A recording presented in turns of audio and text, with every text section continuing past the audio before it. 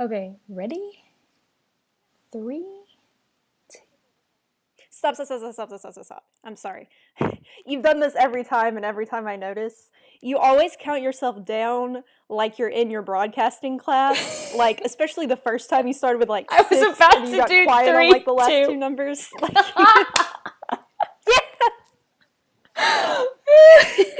every time.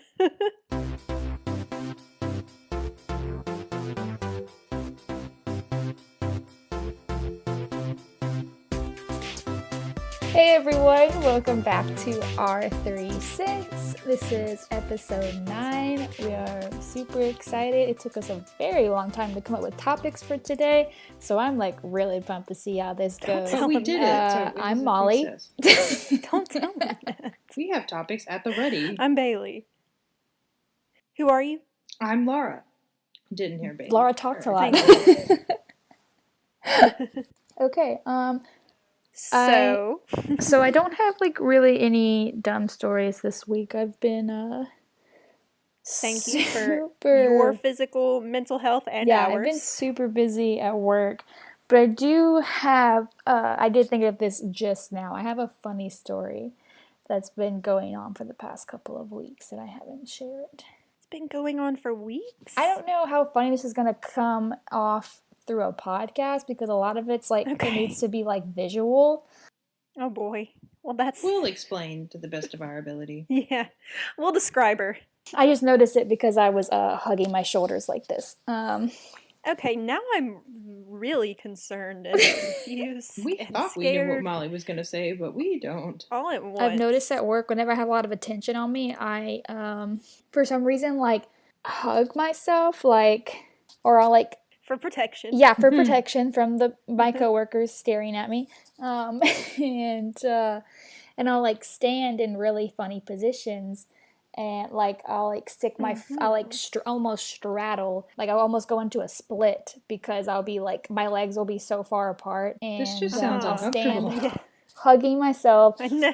Legs really far apart, talking. And my boss likes to mimic me because he thinks I, like... stand in really funny positions. Well, you seem to, so he's not wrong. Sounds like he's right. Yeah, and so the other day, him and my 2 coworkers were like, I like made a joke about something, and they like started mimicking me. They were standing in all the poses that I like to stand in, like with my legs really far apart. My boss was like, "Oh no!" Whenever she leans against my door frame, because I'll like stand half. I think you do this. I think I've seen You this do. Molly You definitely do. Because like you were just pushing like one shoulder forward, and that definitely seems like classic A Molly. thing that Molly does often. And I'll lean like against his door frame, like face first into the door frame, and like poke my head out and talk to him through it in his office, because I just feel like weird like coming into his office before he like tells me I can come in, so I like stand You say halfway knock, in. knock? Yeah, you knock like a normal person?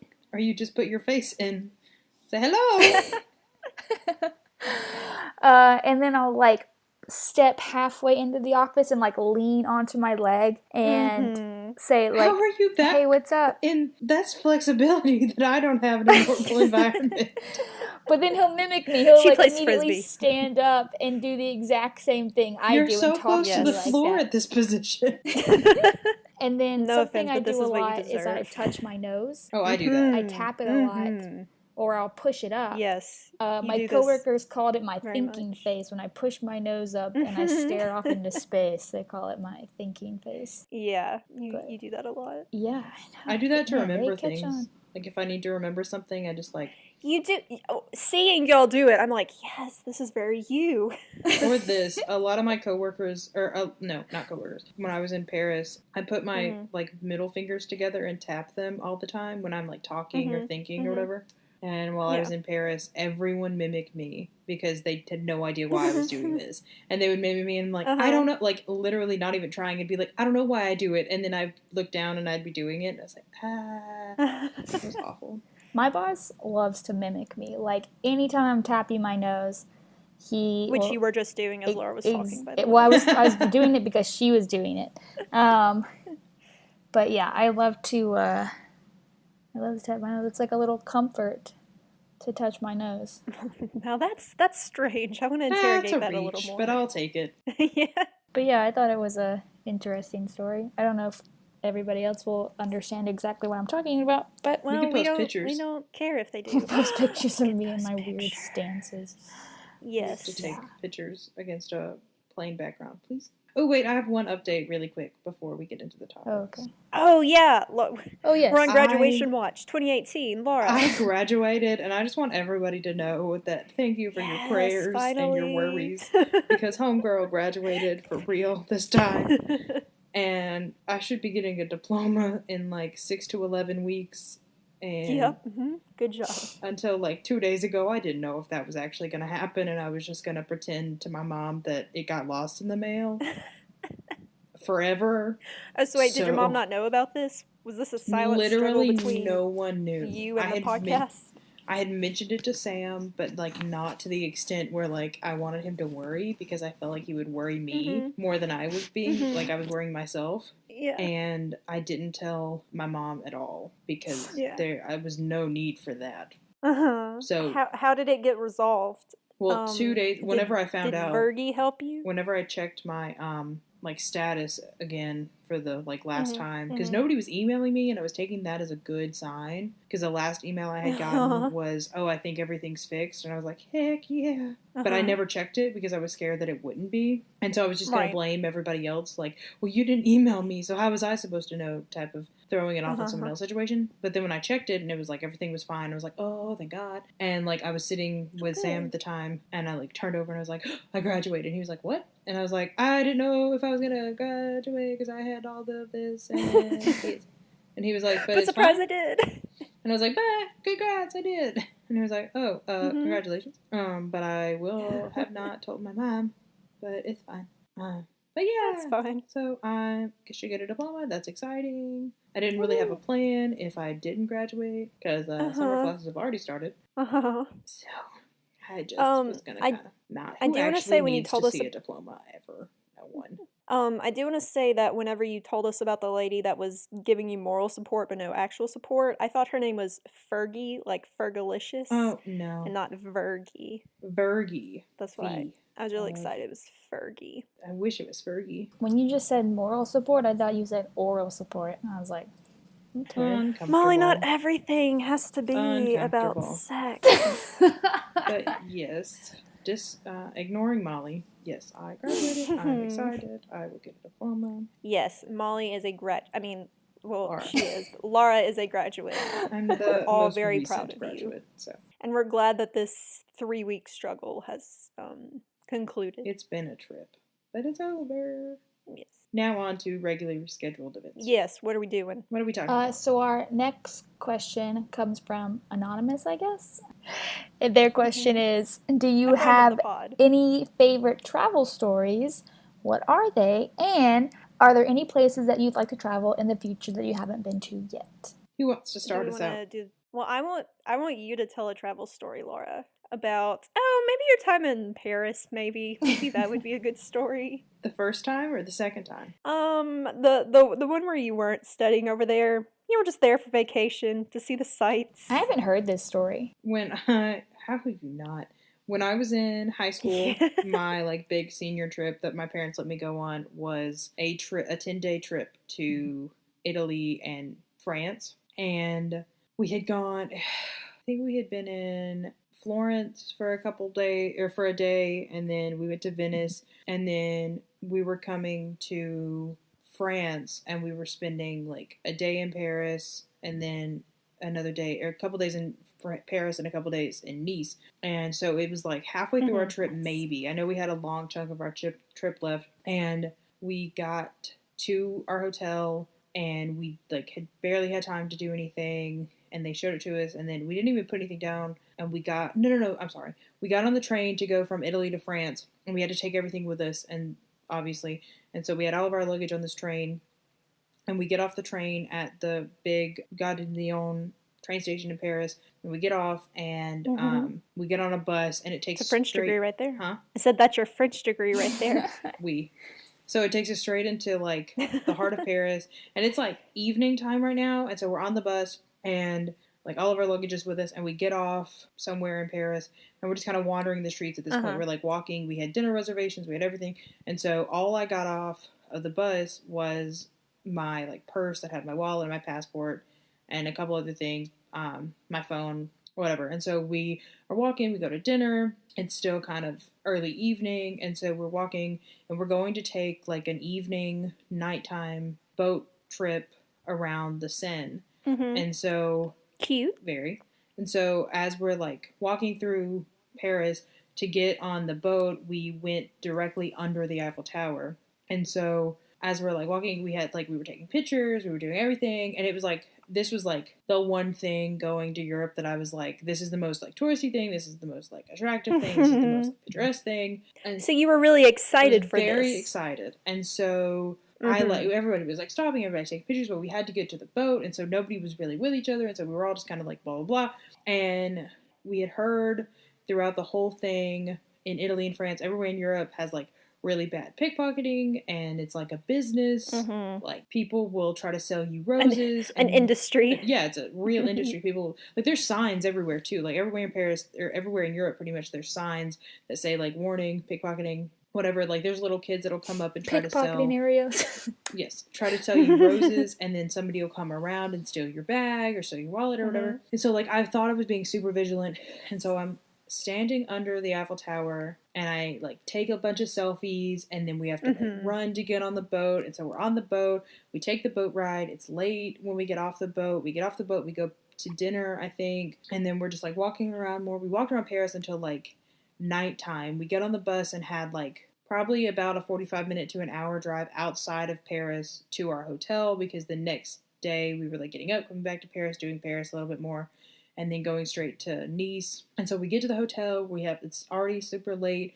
We had to get all of our stuff off the bus, go up to the room. We were just gonna like shower and go to sleep. And so I get off the bus, and like the one thing I just wanted was like a drink. Like I just had to have something to drink. I was like dying. And so I like get off the bus, get all of my stuff upstairs, and I told my roommates, hey, I'm gonna go downstairs and I'm gonna get a water or something. And I get all the way downstairs, and I look at my wallet, and I look at my purse, and my wallet's not there. And I was just like, where is it? And so I like started freaking out, but I was like calm.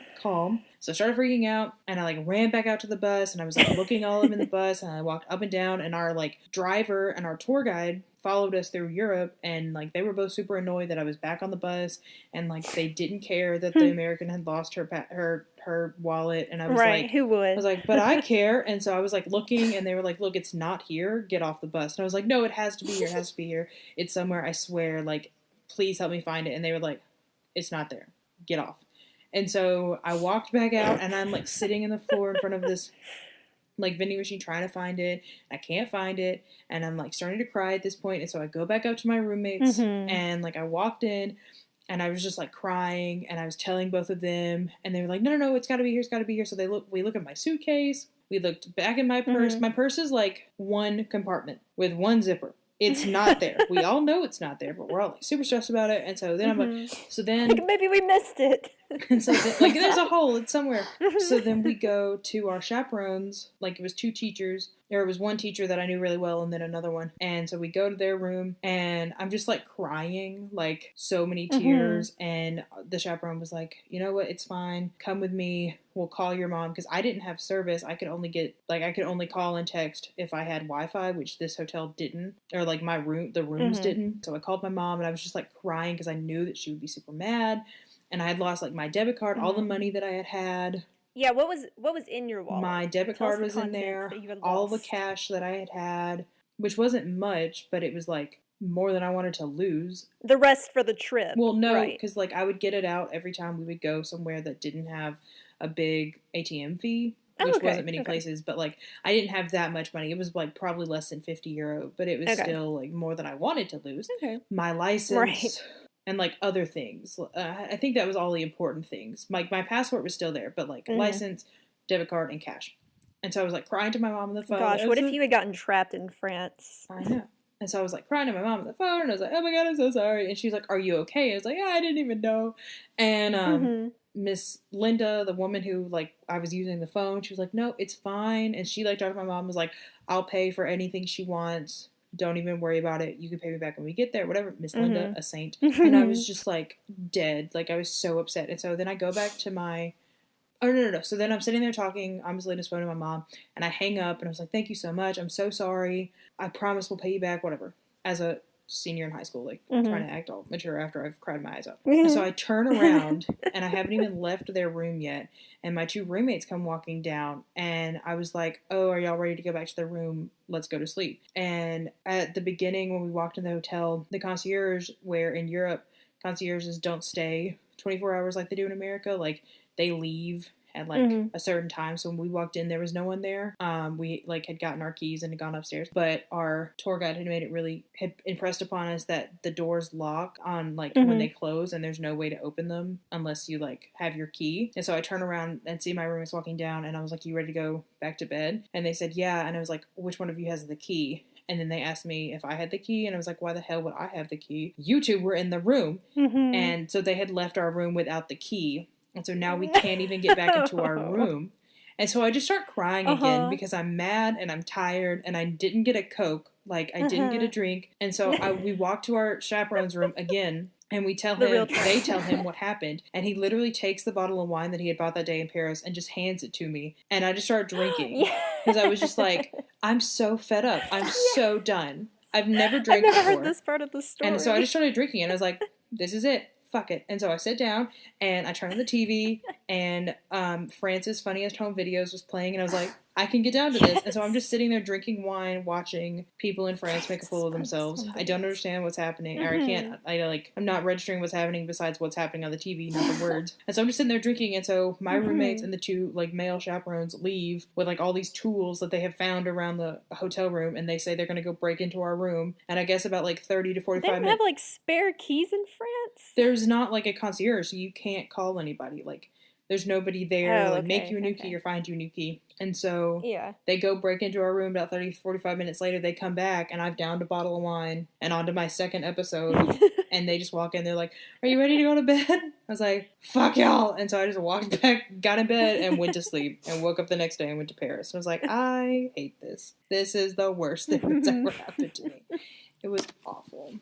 And then I went back and I lived there for 3 months and nothing like that happened the whole time. Yeah, you didn't... Were you worried about pickpockets when you I mean, they're super present. Like, they still have all the signs up. Was it just because you were so touristy? I mean, I'm not even going to pretend that I wasn't super touristy when I went in the fall, but it was more of like an effort. Like, my grandmother had given me this like stomach bag, like a fanny pack, but it goes under your clothes. You mean like, it's like one of those ones that like you can't, because now, which is true, like I told some people and they were like, oh my god, she's just being a grandmother. But now, because police have become more present and like it's very militarized now in a lot of Europe because of like different terrorist attacks, pickpocketing has like gone down, but they'll get the RFID strip things and they'll walk by your purse and they steal your stuff like that, and it's very convenient and efficient and like it works a whole lot better because you're not noticeably stealing anything and nobody knows until you look at your bank account.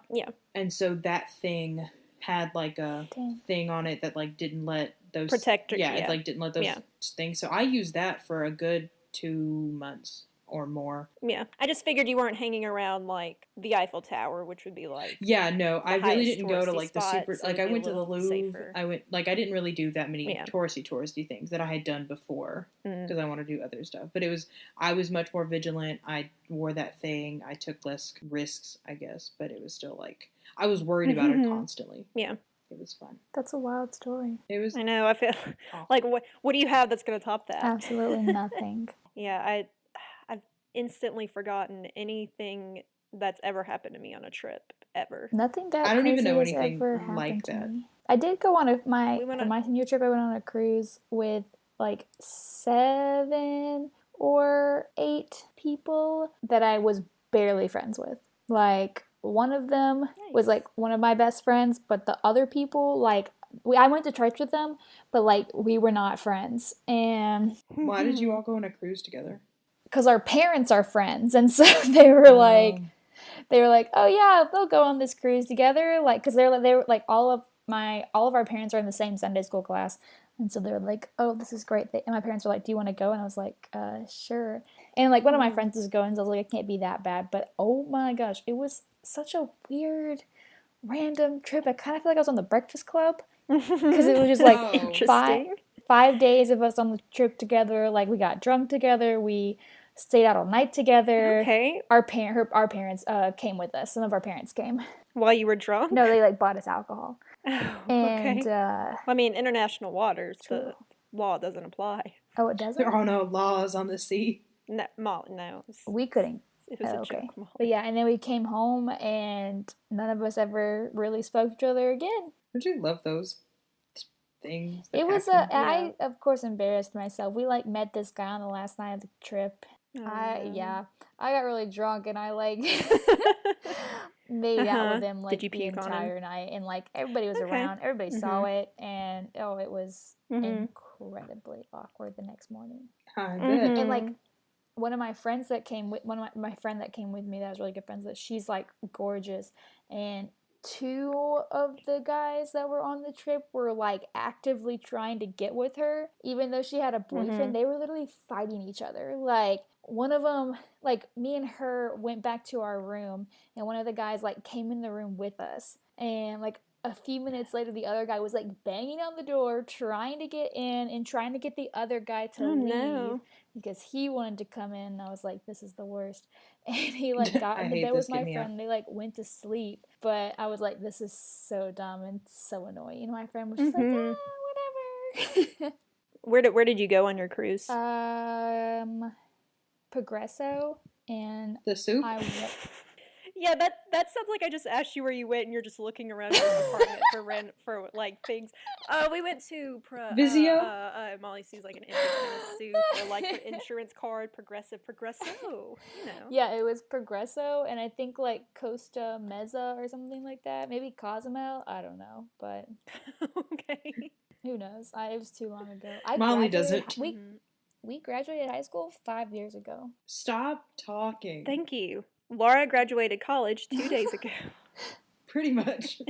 I went on a cruise with my family when I was in 8th grade, and we went, the only places I remember that we went were like Belize and I think Honduras and that area. But yeah, I do remember I didn't have people I knew, but there was like a kids club and then like a teen club. And so like all of us in the teen club like met each other at like the first day or whatever, and we were like friends after that, and we all wrote down our phone numbers, but I don't think we ever kept in touch. But like I remember free unlimited soft serve ice cream. Yes. One day that there was a storm on one of the islands that we were near, and there was like a water spout, so there was just a giant tornado of water like off in the distance to worry about. The last cruise I went on, I met two, like a guy and a girl, because I was in I wasn't 21, I was 20, so I technically couldn't drink, and there was there was like a 15 to 18 year old club, and then there was a 21 and over club, so I fell in the middle of these two clubs. And so if you fell in the middle, they just made a club. Like there was no official hangout spot or anything, and they just were like, we feel bad for the 19 and 20 year old, so why don't you all just come? And so like 3 of us came, and it was just me and this guy and this girl, and mom had bought like Wi-Fi on that one, and so we all became like Facebook friends and like posted Instagrams of each other because we were 19. And I'm still Facebook friends with both of them, and they both live such odd lives. Great. We don't talk, but I see them, and I wonder if they think about me, because I think about them. Where are some places that y'all would like to go? Laura, you're probably the most well-traveled of the 3 of us, at least internationally speaking. I want anywhere, like Australia, Iceland, New Zealand, the rest of Europe. Like, I don't want to sound like offensive or anything, but like I'm not really interested in going to many Asian countries because selfishly I don't know what I would eat. But they have McDonald's over there. I don't want to go somewhere and just eat McDonald's. But I remember specifically a quote from one of my college professors. I think it was my freshman year. She had gone to Prague, and I don't remember what the context was, but she said, "I will not eat McDonald's in Prague." Interesting. Like the first time Like, yeah, they have McDonald's, but that's not what you want to The get. first time I went to Europe, our chaperones would not let us eat McDonald's, and I felt like I am a child, but I felt like a child because like I was having such a hard time finding things at different restaurants because our restaurants had already been planned. You need those chicken nuggets. They don't have those. Our restaurants had already been planned out, and so we really couldn't like deviate. Like we were having, and like we had a big group, so we were eating what had been chosen for us, and it was like normally something basic, but like if I didn't like whatever it was, even if it was basic, that was what I was stuck with. And like he had made a whole like thing about we're not gonna eat at McDonald's, I'm not taking you to McDonald's, whatever, we're not gonna be those American travelers. And we had a free day in Paris one day, and I was like I was so tempted because we could go wherever, and I was like, I want food, and like almost went to a McDonald's, but I didn't. And then when I went this last time, I ate so much McDonald's when I went to study abroad. It was ridiculous. They were always open, and everything else closes on Sundays. But yeah, I would want to go anywhere. I'm probably going back to Europe on my honeymoon, but we haven't made any official plans yet. That's sweet. Yeah, I've only been out of the country on that one cruise, and then most of the other places I've been have been in the South. Like the farthest north I've been is Virginia. And then like St. Louis, and then I've been to Texas, and that's the furthest west. So, what state would you want to go to? Like, what's your number one state that you want to go to? I mean, it's hard not to pick like California because there's LA and San Francisco. I'd like to do something like in the Northwest or the Northeast. I think I'd like both. I think I want to go to, somewhere in the Northeast. Mm-hmm. Where out of the country would you want to go, Molly? London. Yeah. Yeah, Laura, have you been to England? Yeah, that's what I thought. Like, and I feel so like Paris.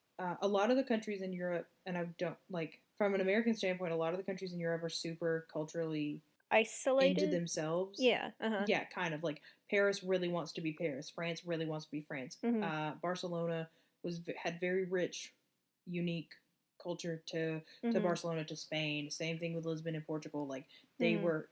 It wasn't like there wasn't many Western influences, or they really tried not to bring a lot of Western influence into it. And when you went to London, they had incorporated our influence in to a degree that was so refreshing to like it was like a new take on things that we would have done, but it was so by Western influence, do you mean like American influence? Yeah. Yeah. But it was so nice to like have some similarities, but still be so different. And like we went to 5 different countries, and my favorite was London and England, just because it was like enough familiarity that it was like comfortable, and and like the language is a big thing, but it was just comfortable, and I knew what I was getting into, and like I knew what was happening, but it was still so different that it was just like I'm experiencing something new. This isn't what I'm normally used to. I'm feeling and like doing and experiencing something new every single day, but I'm not uncomfortable. Like in other countries, I was like uncomfortable, and that's not a bad thing. Yeah, it's not a bad thing. But like when you have a weekend, or you have a week even to just do something, like I got out of that in Paris because I had been there for so long and I understood everything, and like I wasn't uncomfortable anymore. But it took a couple weeks at least to get out of that. Going to like Rome for a weekend and Lisbon for a weekend, I was still uncomfortable when we left. It was like, I'm still not into this culture. I still don't understand it. And so it just takes a while. And going to London was like the best thing to do for a shorter amount of time. I want everyone to go there. Yeah, I want to go to like the United Kingdom, Western Europe. I want to go to Australia and New Zealand, but it's so far. Like, I mean, I still want to go, but that's like the furthest away. And I'd like to go to like Japan or maybe like the Philippines, you know. It's not that I don't want to go there. It's just you don't know what to eat. I don't know what to eat. I know your palate. I understand what you mean. It's that of a like 4-year-old that's picky. I would be worried because I like Japanese food as we know it in America, but I feel like they probably deal with more like raw ingredients than we're used to. I mean, it's the same thing that like we have Mexican food here, but it's not real Mexican food. Right. Our Japanese filtered food is through. It's filtered through our lens. Yes. So our next topic is something that really grinds my gears, gets me going. I could write a book about it. Yeah, but will you tell our listeners what you told me and Laura it was? My bugaboo. It's one of my bugaboos. Which Whatever you the hell that means. said, well, I heard it on Step Brothers, which, by the way, I watched the clip from Step Brothers where he says that. I don't think that's what it means. You don't think so? No. But yes, this is something that bothers Molly quite a bit. She has written an entire blog post about it. At least once. We've never did you write two shamelessly about plugged Molly's blog. Everybody go look at Molly's blog. I've written like 2 things, if that. And they were both good, so go read them. Bailey has a blog. Oh my god, a Bailey's blog. Laura doesn't have a blog. Go We've read talked Bailey about and Molly's Bailey's blog, Just- though. Someone who's updated a little more recently than 2 years ago. No, Bailey's posts are also Molly, really Molly, good, tell us and what we're Bailey talking does about. do posts more frequently, so. Okay, I have a anyway, Twitter thank if you you, want to Laura. follow my Twitter. That's all I got. Can we introduce the topic? Okay. Like, good lord. I'm sorry that I'm trying to support my friends. Thank you, Laura. We love you. Okay. I mean, I love you. I won't speak for Molly, especially since you're flipping her off. Okay, Molly, what is it? Okay, this topic is about people getting married too young. Is there such a thing? I think there is, and it is.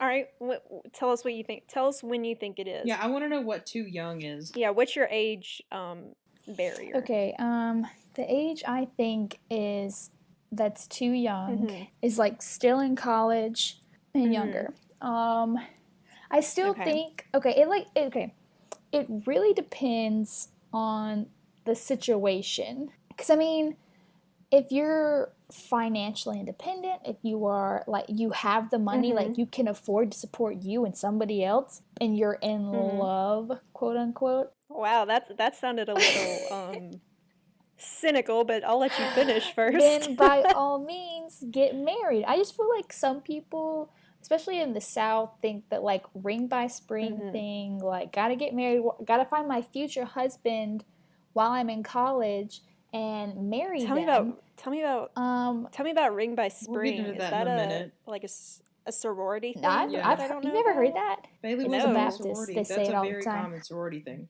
Okay. But yeah, and so yeah, and I've noticed a lot of people do that, which is what really drives me crazy. Cause I mean, maybe it'll work out. Who knows?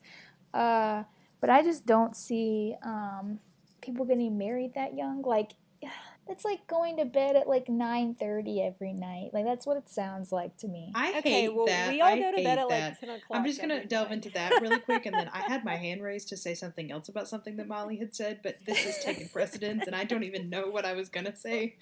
I hate that analogy. It's so fucking stupid to me. Not that I don't support what Molly's saying, but this analogy really bugs me, because, like, okay, you're going to bed at 9:30, but you're going to bed at 9:30 with somebody that you actually love and can, like, do things with. Like, I'd much rather go to bed at 9:30 with Sam than stay up with no one. You know? Like, if we're gonna if we're gonna use that analogy. We've got a real like, sleep crisis in America. What? We've got a real sleep crisis in America. We should all True. be going to bed a little earlier, probably. We gotta It's get just, some like, sleep. that analogy just, like, For blows real. my mind, because I it's should like, be going to bed at 9:30. what does that even mean? Like, going to bed at night, just because, like, I don't know, like, I get what she's saying, like, what you're saying, like, if you're not actually in love and you're, like, settling because you think you have to get married at a certain age, or you think, like, it's like ticking off like I graduated college, I got married, a I'm gonna box have that you need to.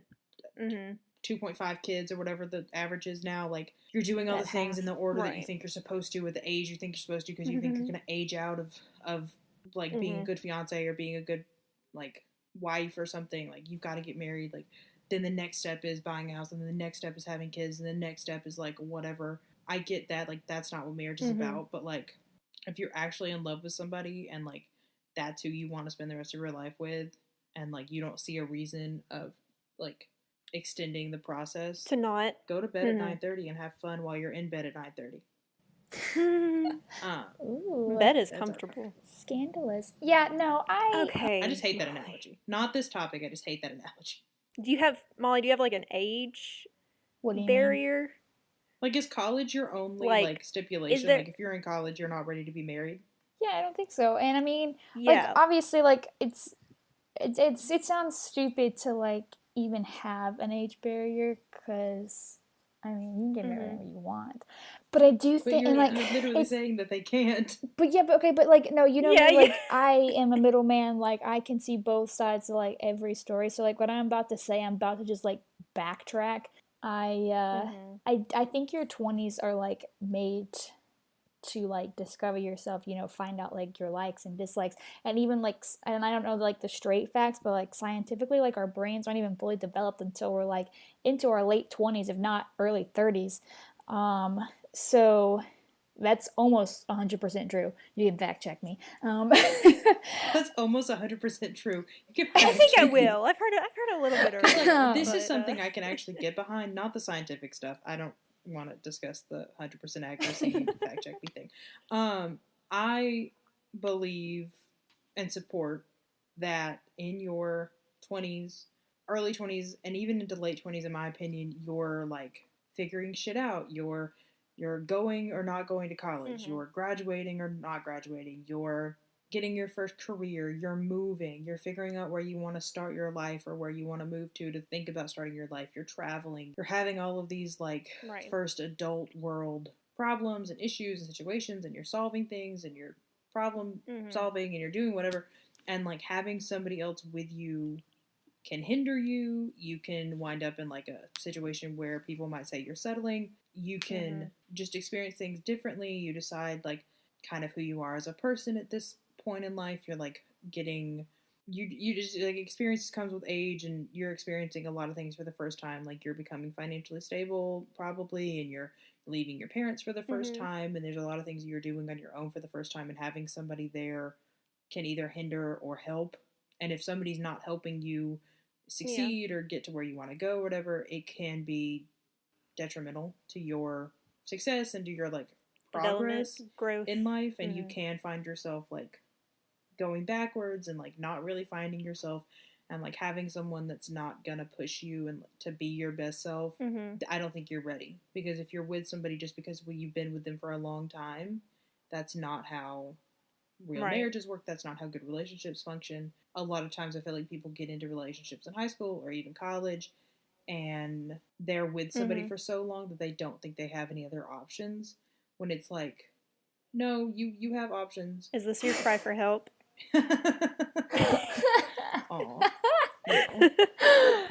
Aw. But like I feel like some people do like just kind of accept that like this is how life is gonna be, and I don't have any other options because I've been with so and so for so long, and there's nobody else that's gonna ever get me like they do or something. And it's just like, no, that's not how life works. You need to.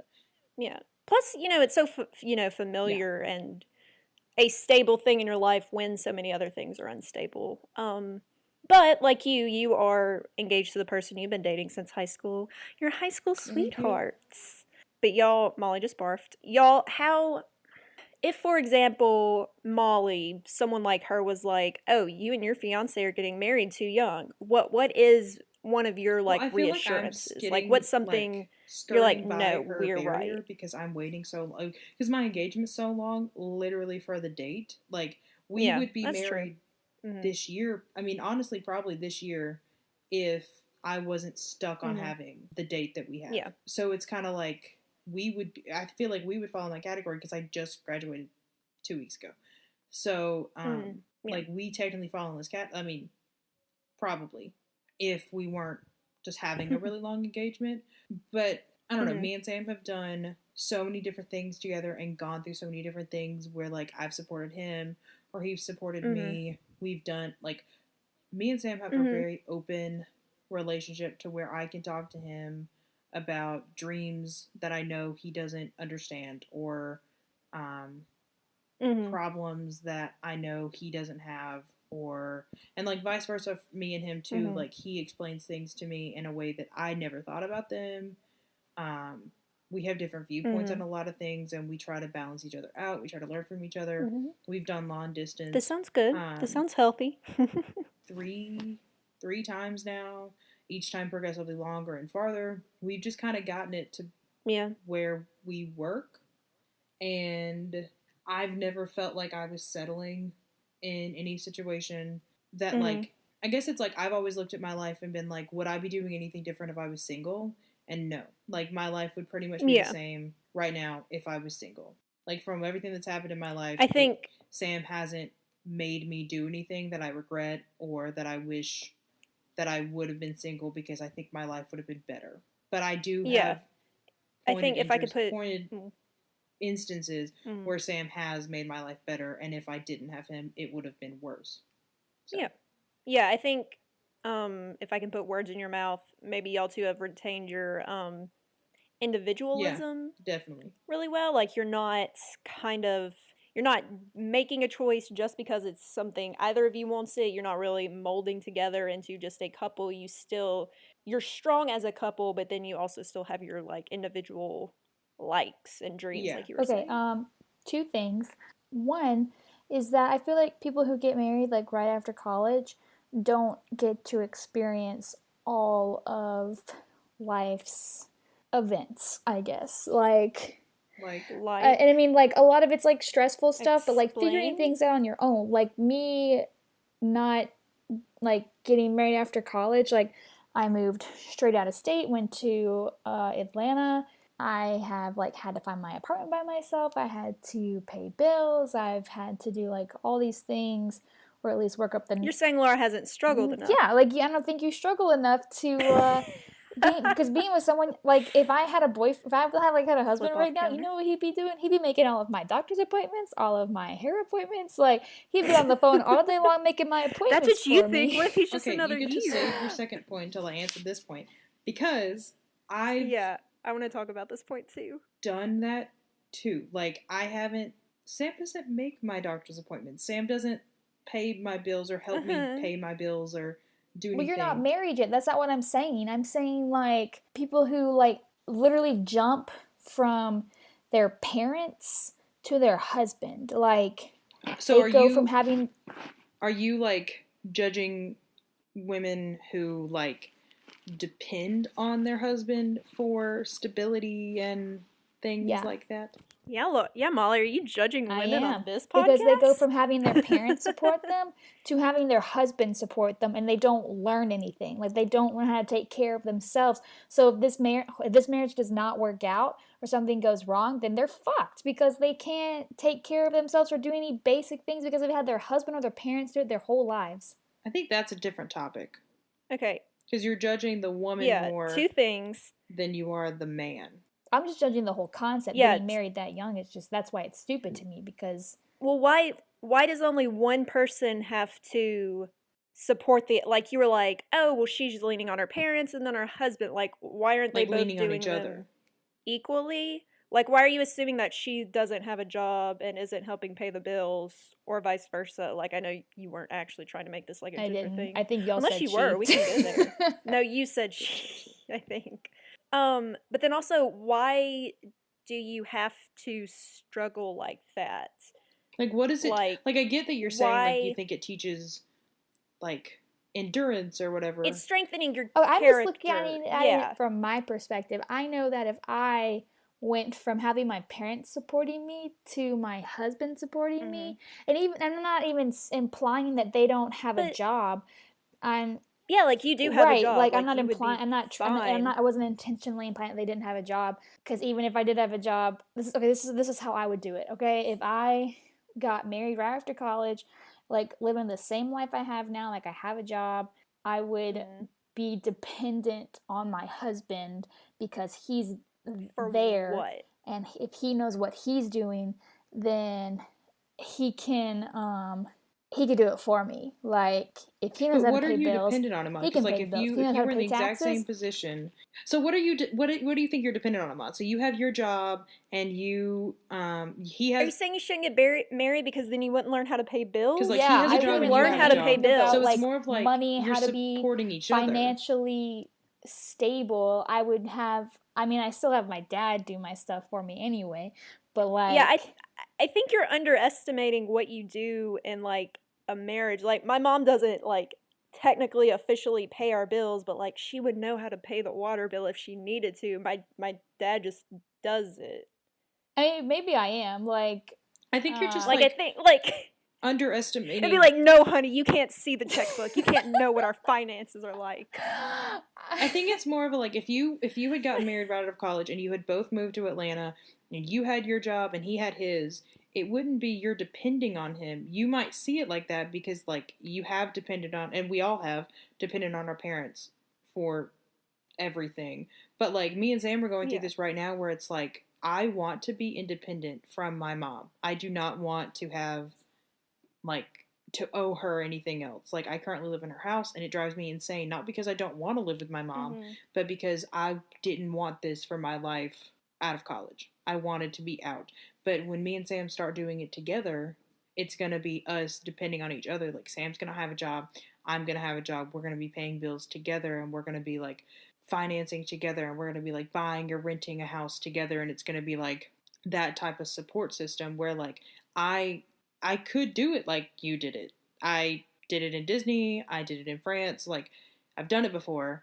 It's so much better to me with somebody else because you can come home at night and you can, like, vent about your day, or you can, like, you're kind of going through the same thing because you're both recent grads and you're both recent employees to somewhere for the first time, and you're both going through the, like, motions of new adulthood together, and it's like this common ground of, like, we're doing it together. And, like, to get deep, like, we all three have problems with anxiety and depression, and we all need therapy, and we all need this or that, and Sam works as my therapist. I don't know who you're now. talking about on this podcast. Like, right now I'm not doing anything about it, and it's just because I haven't had time to go, like, do anything about it, but Sam acts as that for me right now, and it's, like, a very nice thing to have that type of support system while we're both going through this, while I'm applying for jobs and while I'm, like, feeling like something's wrong in my life or whatever. It's nice to have him.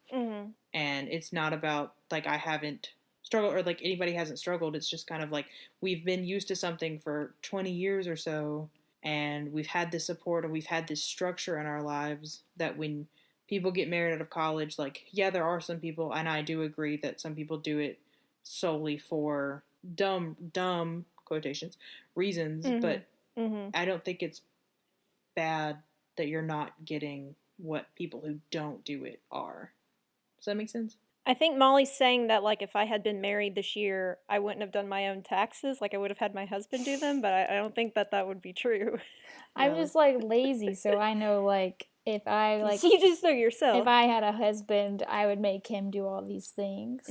Eventually, I'd probably learn. So it sounds like you don't need to get married right now, but everybody else, as long as they do their own taxes but and make their own doctor's appointments. I think if Molly was married right now, she would support young marriage. Me? Yeah. Or, like, had a long-term boyfriend, or had had a long-term boyfriend, she would support it. No, I don't think I would. I'm very logical. Even if I'm doing something that I... Well, we've proved that wrong already tonight. What? I'm a very logical person. That is literally my personality type. I am Molly, a logician. You tried to give your social security number to an Xfinity man at Best Buy. Stop talking about logic. That does not mean I'm not logical. I think you mean practical. You're trying to tell us people who get married young wouldn't do their own doctor's appointments. That's not logical. No, I'm saying that's what I wouldn't do. When I gave that example, I literally said I would not be making my doctor's appointments. Anyway. My second issue is that is high school sweethearts. They just Are you just mad at Laura for something? Do you want to talk about it? No, I just don't trust them. I think I've made Molly mad. I mean, I've seen them work out a lot, but I guess it helps that, like, I didn't know you in high school, but, like, watching people that I went to high school with, like, marry their high school sweethearts, I'm like, they could do better.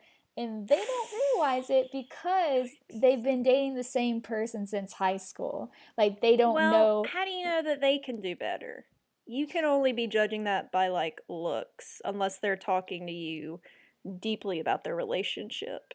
You don't know what kind of emotional support. I had just heard it's not everybody, but I just heard, like, some things about these people in high school that, like, even if you do grow up, it's just, like, it was, like, cheating stuff, you know? Like, stuff that, like, I would not want to deal with. I don't know, I just, like, and coming from a small town, like, you just, yeah, I feel like people who marry their high school sweethearts just like they go back to that small town, and it's it's okay. Okay, I think Laura, my where are problem you? is Are that you in I'm the?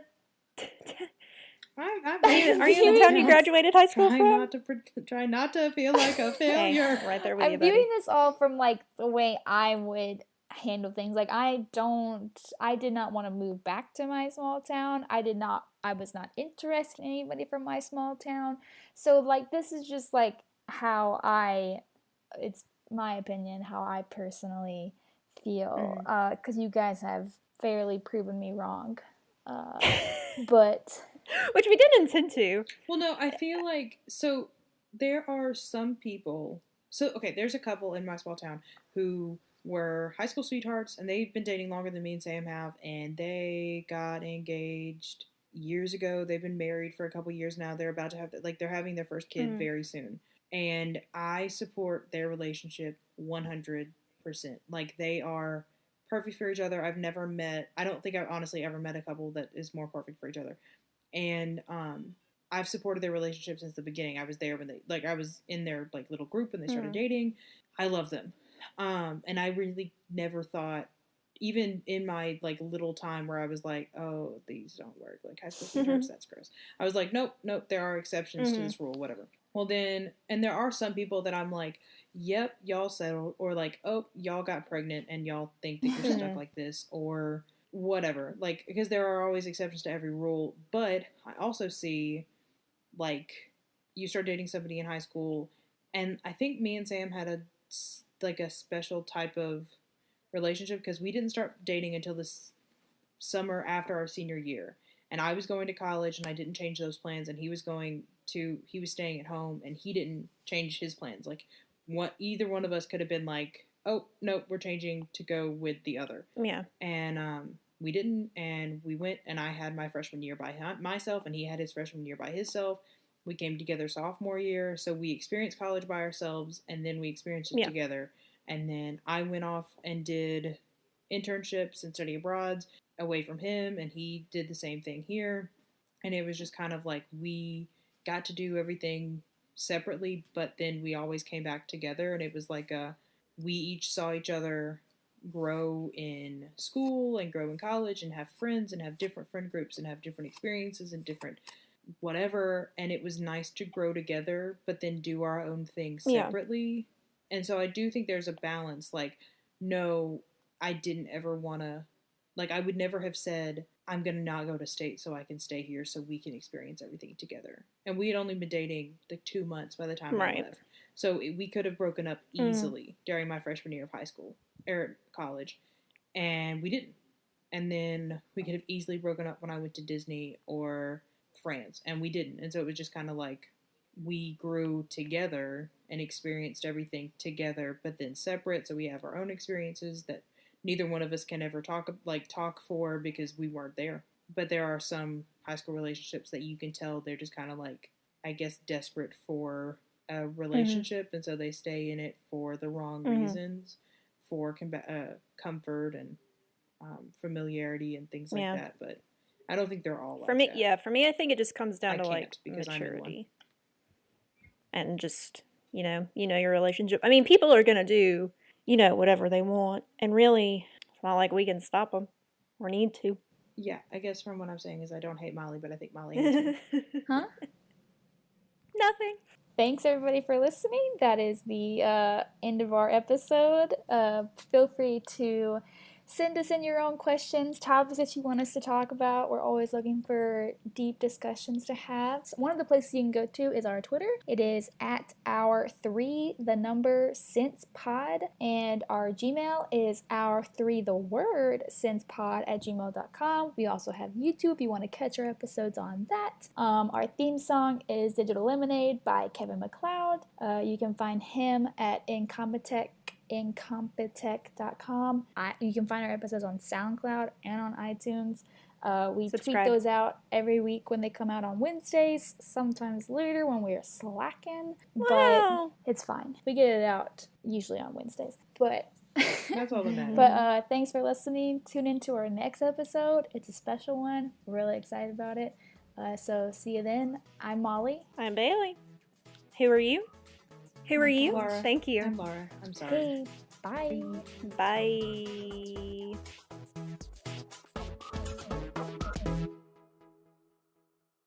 Laura just flipped you off again, and I wish that I could like put in some kind of like audio signal that like so the audience can know when Laura's doing that.